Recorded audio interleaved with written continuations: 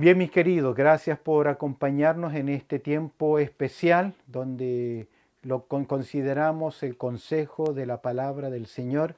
Y en esta hora que vamos a estudiar la palabra del Señor, quiero invitarles a buscar en sus Biblias, por favor, para que me acompañes. Ahí en el libro de Romanos, vamos a mirar juntos el libro de Romanos en el capítulo 13 y vamos a considerar en el libro de Romanos, en el capítulo 13, los versículos que van del verso 11 al versículo 14, donde queremos considerar la palabra del Señor. En el libro de Romanos, allá en el capítulo 13, el verso 11, el apóstol Pablo dice lo siguiente: y esto, conociendo el tiempo que es ya hora de levantarnos del sueño, porque ahora está más cerca de nosotros nuestra salvación que cuando creímos.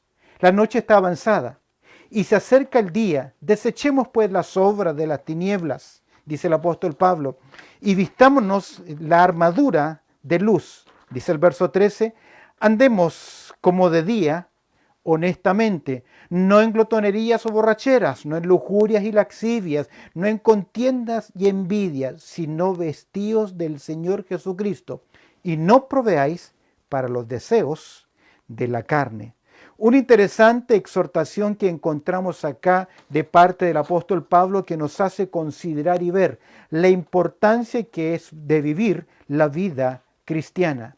Vamos a considerar hoy el tema la conducta del creyente ante el inminente retorno de Cristo. La verdad que mientras estaba preparando este tema, mi título original que quería ponerle a esta porción era la responsabilidad cívica del creyente en el presente a la espera del nuevo orden perfecto en el mundo. Suena bien, pero muy largo. La verdad que vamos a mirar juntos cuál es tu conducta, cómo debemos conducirnos anticipadamente previendo aquel momento glorioso, cuando se establezca el nuevo orden, cuando las cosas vuelvan al lugar que es correcto. Lo que vivimos hoy no es un estado ideal, no es el plan original de Dios, no fue lo que Dios trazó para esta humanidad. Dios quería bendecir al hombre, quería tener comunión con él, una relación personal directa basada en el amor entre el creador y su criatura, entre el Dios creador y el hombre, pero lamentablemente el hombre entró en rebeldía. El hombre entró en rebelión. La desobediencia, lo que le llamamos la caída del hombre, el pecado, trajo nefastas consecuencias al género humano. Es por eso que a raíz de todos los males, de los pleitos, de los conflictos, dice Santiago que está en el interior del corazón del hombre. Como freno a la maldad y protección del inocente, Dios ha establecido el gobierno y las autoridades.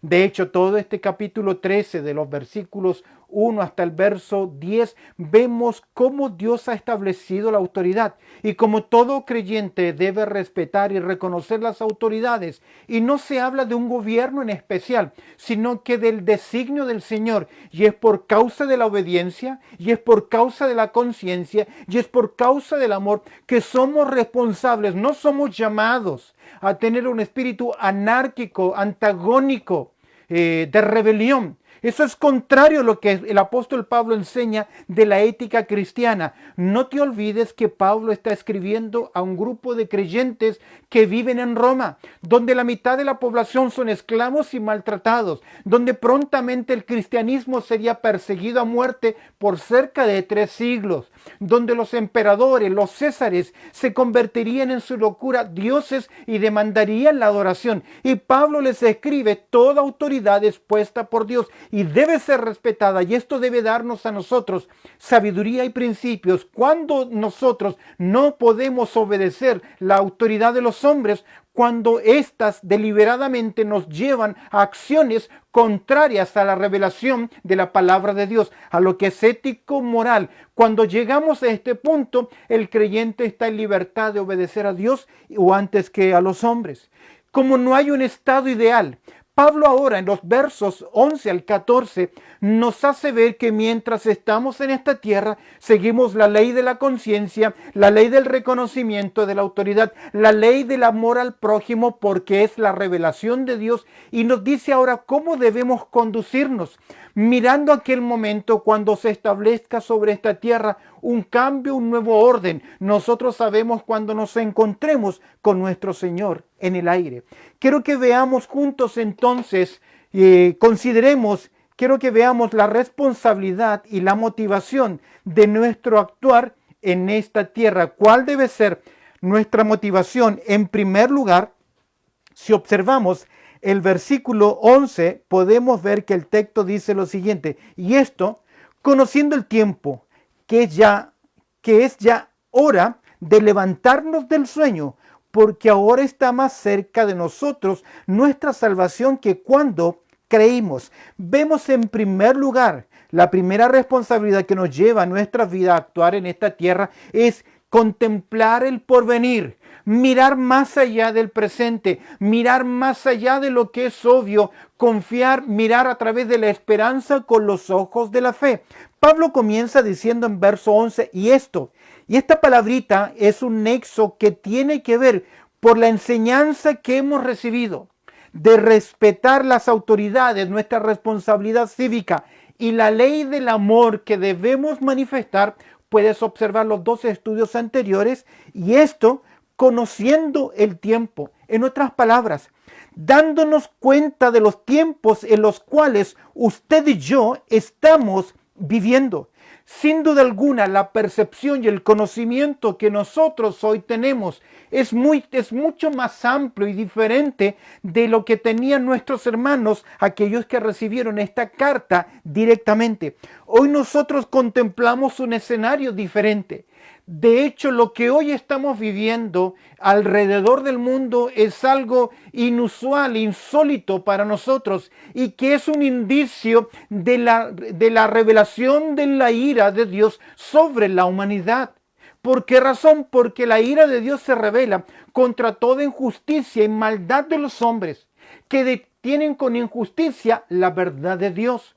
Y lo que nosotros estamos anticipando es que días mejores no van a venir. Y si días mejores no van a venir, es porque está muy cerca, está muy pronto el día de nuestra redención. Es por eso que Pablo dice, mira, por lo que has aprendido, las características del tiempo presente no son las ideales, no son el plan original de Dios, pero nuestra mirada debe ir mucho más allá, conociendo el tiempo que es ya hora de levantarnos del sueño. En forma figurada se nos está diciendo, seamos conscientes del tiempo que estamos viviendo. Ya no son tiempos de vivir solo para nosotros, son tiempos de mirar hacia adelante, mirar hacia el mundo perdido, mirar hacia las personas, mirar que si viene el Señor muy pronto, muchos aún no han alcanzado la gracia del Señor, que es ya hora de levantarnos de nuestro sueño.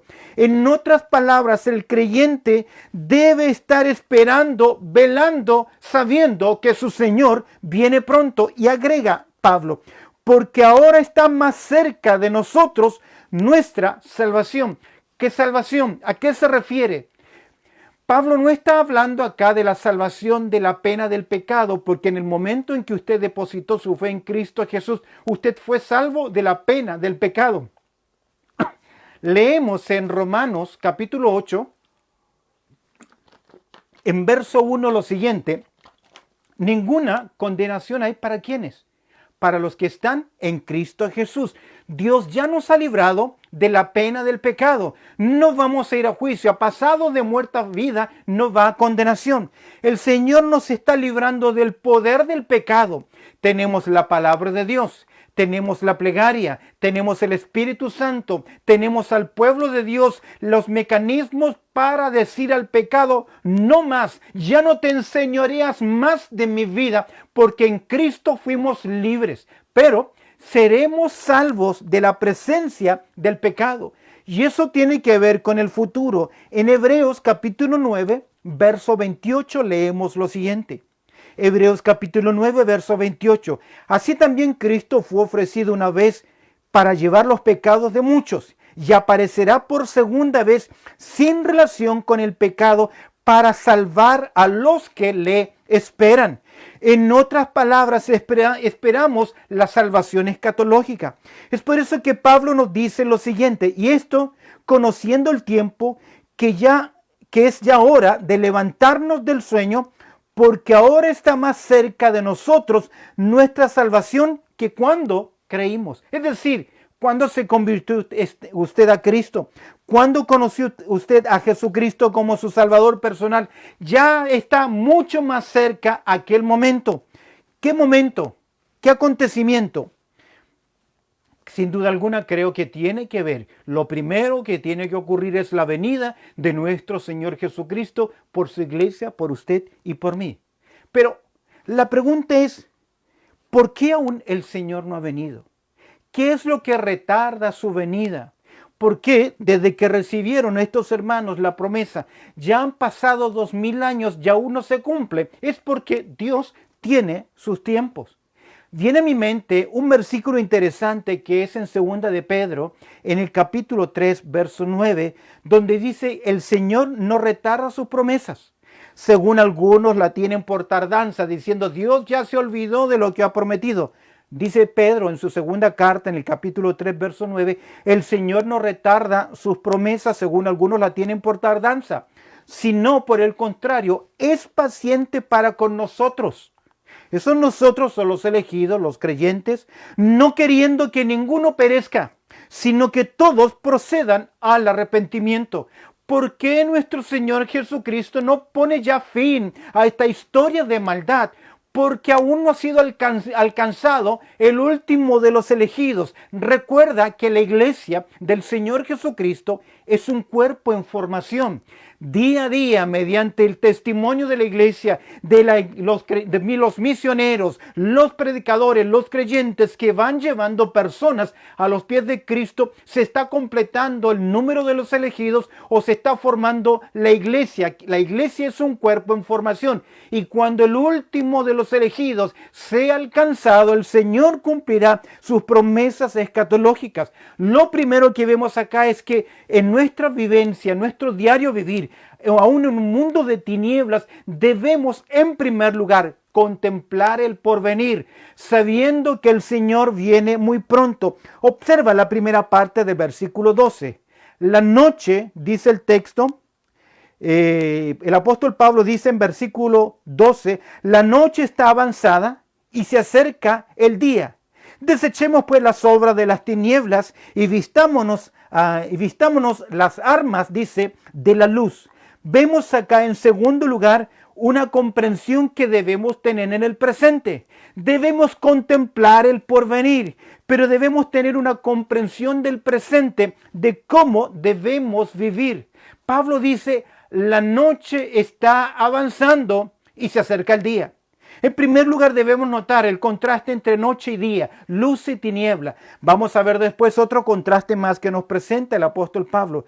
La noche, por lo general, la palabra noche describe aquella situación, o figuradamente, el reino de tinieblas, el pecado, el avance del pecado que se contrasta con el día. ¿Qué día? Aquel día de luz, aquel día de la venida del Señor, aquel día del cambio de todas las cosas. Este presente siglo está actualmente en oscuridad. Está en primer lugar en una condición. ¿Cuál es la condición? En Juan capítulo 3, verso 19, dice que los hombres amaron más las tinieblas que la luz, porque sus obras son malas. ¿Cuál es la condición del presente siglo? Tinieblas, oscuridad, maldad. La maldad no se ha gestado hoy o ahora. Muchos hablan de 3 mentes, 4 mentes, un grupo de mentes que quieren reducir la población mundial, que están preparando toda una agenda para reducir la población, para tener un control mundial. Queridos, desde el principio, desde que el hombre cayó, Satanás siempre ha tenido el intento de controlar a los seres humanos. Sabemos que en un futuro, en un día, Satanás operará en un reino global sobre esta tierra. Y Pablo nos enseña acá, este tiempo va a pasar, la noche va pasando y esta noche tiene una oscuridad, tiene un control. Son los gobernadores de las tinieblas de este siglo, las huestes espirituales de maldad que se mueven en las regiones celestes. Es por eso que a Satanás se le llama el Dios de este siglo. Y 1 de Juan, capítulo 5, verso 19, dice que el mundo entero está bajo el maligno. Esta noche, que representa el pecado, que representa la maldad, tiene una condición: amar las tinieblas que la luz. Tiene un control satánico, espíritus que gobiernan las regiones celestes, y tiene un cumplimiento establecido por el Señor. Viene a mi mente Apocalipsis en el capítulo 1, verso 19, cuando Juan recibe la revelación del libro de Apocalipsis, ese quitar el velo, y Dios le dice: escribe las cosas que has visto, las que son y las que han de ser después de esta. ¿Qué significa eso? Juan observó algunas cosas, sabía que vendrían un tiempo especial, y él escribe acerca de las cosas que vendrán. Queridos, hay un calendario que Dios ha establecido, hay un tiempo que Dios ha establecido. Es por eso que en Mateo capítulo 24, en medio de esa descripción de juicios, de plagas, de mortandad sobre la tierra, el Señor Jesucristo dice: el cielo y la tierra pueden pasar, pero mi palabra no pasará. Volviendo al apóstol Pablo, Pablo nos dice la comprensión que usted y yo debemos tener del presente. La noche, que describe tinieblas, está avanzando. La idea está muy avanzada. La época, el tiempo está pasando, las cosas se están cumpliendo, lo que se ha trazado para la humanidad se está cumpliendo. El control soberano, a pesar de que no lo vemos, ahí está. Y la historia que se escribe será la historia que Dios ha trazado. Y se acerca el día. ¿Cuál día? El día en que nos reunamos con nuestro Señor Jesucristo, el día en que Dios establezca un nuevo orden sobre esta tierra. ¿Cómo debemos vivir entonces en ausencia de aquel día, de acuerdo a las enseñanzas del apóstol Pablo, contemplando el porvenir, teniendo comprensión del presente, que a pesar de que estamos en esta tierra, hay tinieblas, hay oscuridad, hay oposición, hay un plan que Dios ha trazado? Y observa, en este presente tiempo, a pesar de que hay oscuridad, debemos tener, usted y yo, una conducta correcta. Debemos contemplar el porvenir. Debemos tener comprensión sobre el presente, pero también debemos tener una conducta en el presente. ¿Y cuál debe ser esta conducta? Nuevamente Pablo nos va a presentar contrastes. ¿Qué nos dice en primer lugar? Que usted y yo debemos desechar, debemos tomar una decisión. Desechemos pues las obras de las tinieblas. Si usted sabe que el mundo en tinieblas está bajo el control de Satanás y que usted fue libertado de las tinieblas, no siga viviendo como un esclavo de la esclavitud, como un esclavo del pecado, como un hijo de tinieblas. Hay una decisión que debemos tomar. Dice Pablo: desechemos pues las obras de las tinieblas. Por obras contrarias, las obras de las tinieblas son obras contrarias al carácter de Dios, que deben ser desechadas, que debemos tomar una decisión de vivir a la luz del reino, vivir a la luz de las enseñanzas de la palabra de Dios. Pedro dice lo siguiente, y te invito a buscar esa porción, ese versículo, 1 de Pedro, en el capítulo 4, verso 3 y 4. Primera de Pedro, capítulo 4, verso 3 y 4. Observa lo que dice. Basta ya el tiempo pasado para haber hecho lo que agradaba a los gentiles, andando en lascivias, concupiscencias, embriagueces, orgías, disipaciones, abominables, idolatrías. Es decir, ahora perteneces al Señor, ahora eres un redimido, ya no eres luz, ya no eres tiniebla, eres luz. Vive ahora como luz. A estos, a los inconversos, les parece cosa extraña que vosotros no corráis con ellos el mismo desenfreno de sus desilusiones y os ultrajan. Ven tus amigos del pasado, personas inconversas, logran ver en tu vida la diferencia que eres de la luz o estás siguiendo en las tinieblas y haces exactamente lo mismo que ellos. Observa el consejo de Pablo en Efesios capítulo 5, verso 8. Porque en otro tiempo erais tinieblas, sin Cristo, en oscuridad, haciendo cosas que satisfacen la carne, para los deseos de la carne, para los deseos de los ojos y la vanagloria de la vida. Porque en otro tiempo erais tinieblas, mas ahora, por causa de Cristo, porque usted ha conocido a Cristo como su Salvador personal, más ahora soy luz en el Señor. Y mire el mandato, andad como hijos de luz. Decisión personal, a la luz de la palabra de Dios, a la luz de los cambios que hay en nuestra vida. Mira la conducta en el presente, una decisión que debemos tomar. Desechemos pues las obras de las tinieblas y vistámonos las armas de la luz. La exhortación pasa ahora por una decisión personal. El cristiano debe estar revestido de la armadura de la luz. Para eso debemos leer Efesios capítulo 6, versículo 11. En Efesios capítulo 6, verso 11 se nos dice, vestíos de toda la armadura de Dios para que podáis estar firmes contra las acechanzas del diablo. Debemos resistir las tinieblas y vestirnos de Cristo, apropiarnos de las verdades de la palabra de Dios, tomar decisiones de obediencia. Queridos, muchas veces nuestros sentimientos y nuestra carne van a caminar por caminos diametralmente opuestos, porque el espíritu, la obra del espíritu y los deseos de la carne son contrarios. Y muchas veces vamos a luchar con el deseo de satisfacer mi carne, mi parte mundana, mi parte de tiniebla. Pero aquí se nos dice, usted debe vestirse con armas de luz. Debe brillar en la oscuridad. Es por eso que vemos acá una decisión, pero también tiene que haber una disposición, una distinción. Debe haber una distinción. Debe haber una decisión, pero debe haber también una distinción. Usted debe vivir diferente al resto de los demás. ¿Por qué? Porque somos pueblo especial, somos real sacerdocio, somos nación santa, somos el pueblo adquirido por Dios, somos los hijos del gran rey, del Dios soberano. Observa el verso 13 y mira la distinción. Andemos como de día.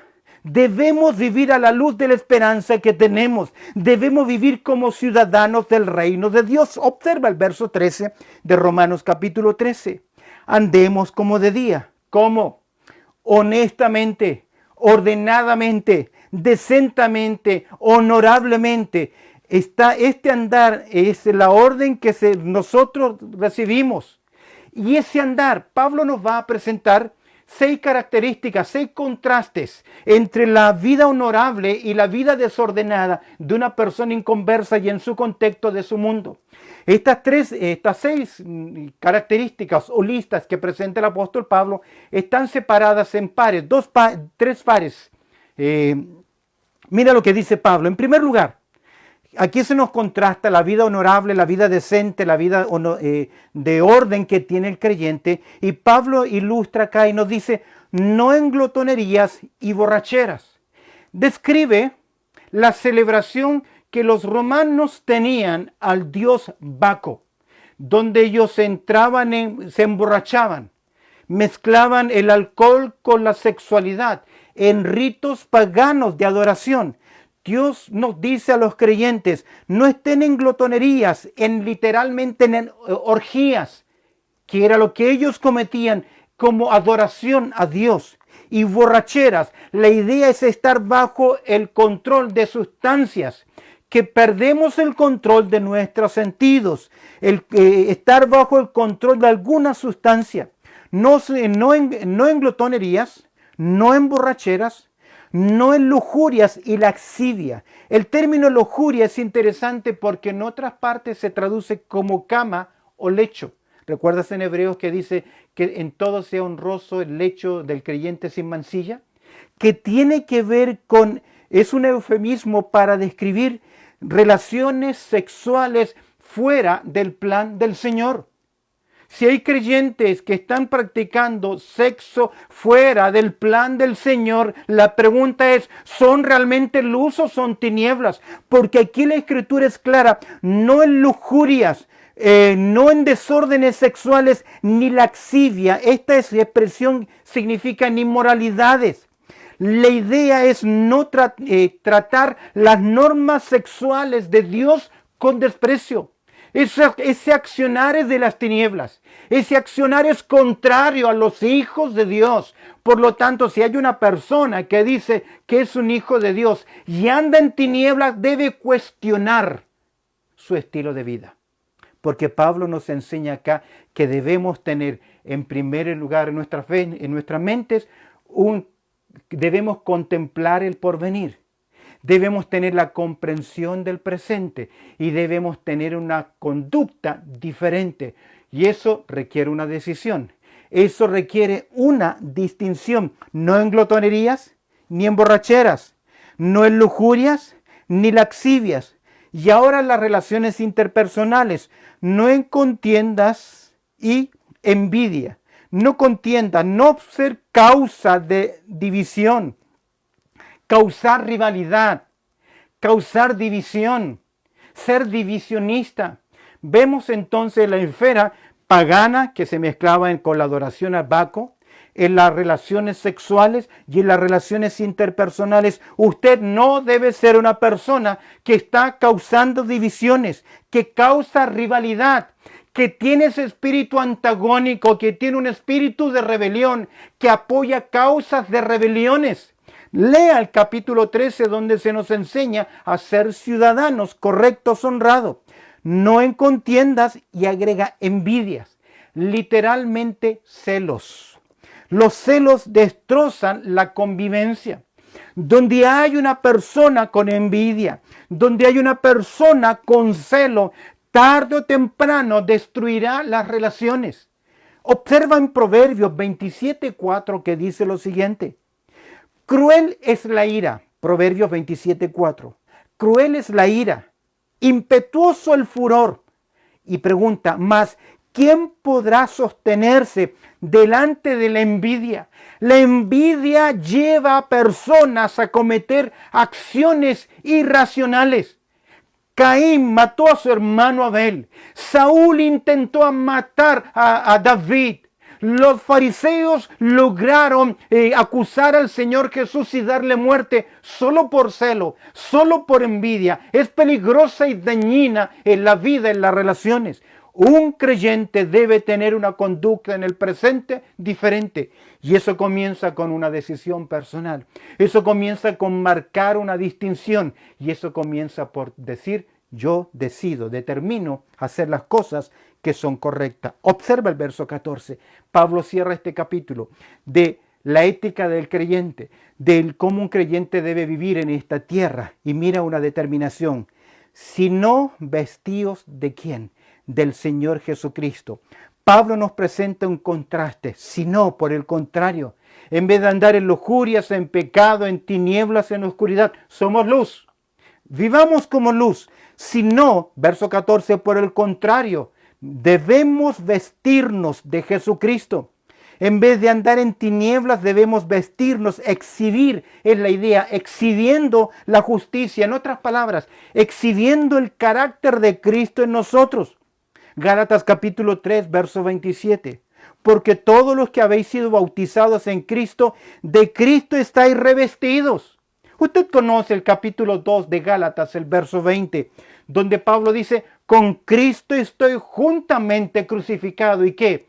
Ya no vivo yo, mas vive Cristo en mí, y lo que ahora vivo en la carne, lo vivo en la fe del Hijo de Dios, el cual me amó y se entregó a mí mismo. ¿Ves acá una determinación?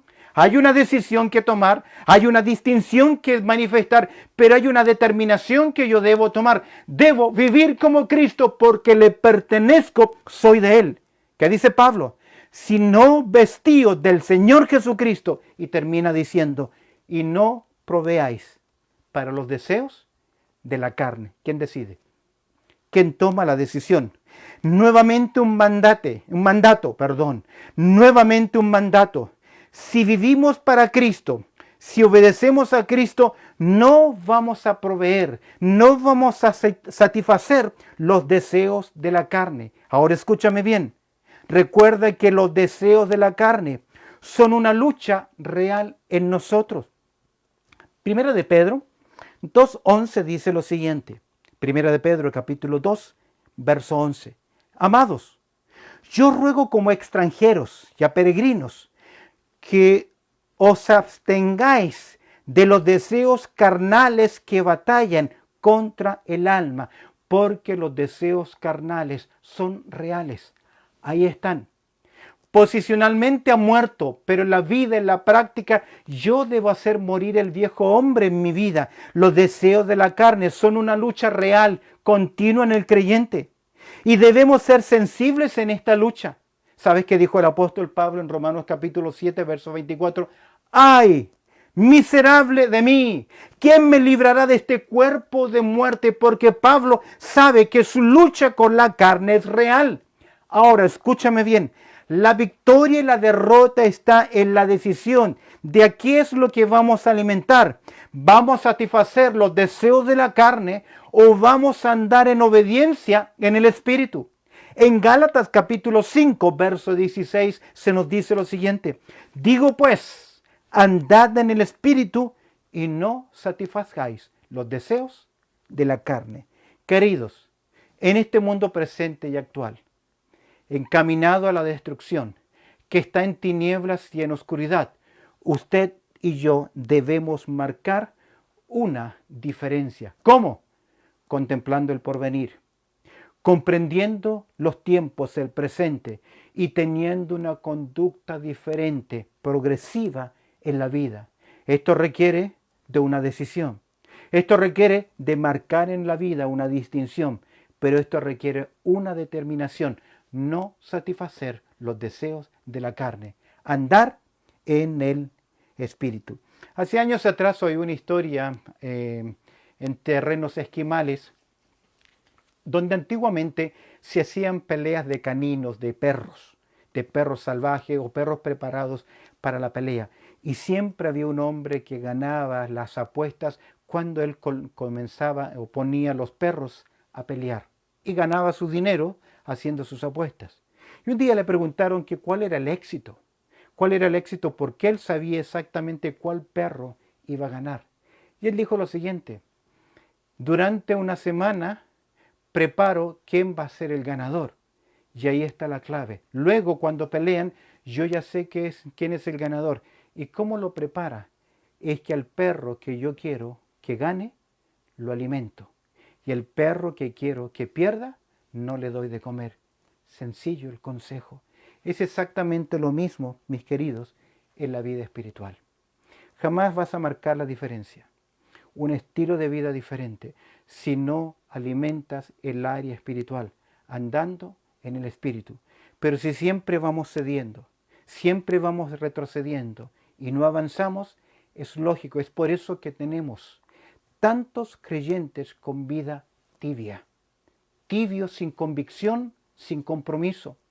Llevan años en el cristianismo y no hay ningún cambio y no han crecido espiritualmente y lo que saben solo es religión. Porque han olvidado de esa relación personal con Cristo Jesús. Usted y yo debemos marcar la diferencia. Pablo escribe esto anticipando que un día todo lo que hay en esta tierra va a cambiar. Mientras no venga el Señor, no se produzca el cambio, Dios ha establecido autoridades.